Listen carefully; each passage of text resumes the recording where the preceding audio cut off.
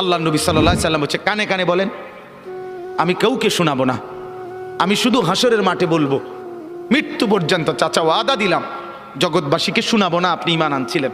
কানে কানে কন। আবু তালেব বলছে না, কানে কানেও বলবো না।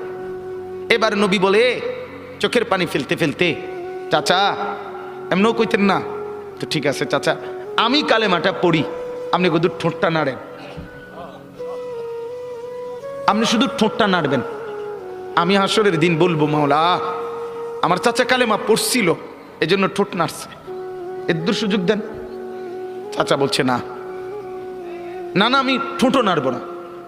আল্লাহ নবী তখন অঝরে কাঁদতেছিলেন আর চোখের পানি ফেলে বললেন, চাচা আপনি জাহান্নামের আগুনে জ্বলবেন, আমি সইব কেমন? আবু তালেব নাফরমান তখন কি বলছে জানেন? আন্নারু খায়রুম মিনাল আর। মুহাম্মদ, মানুষ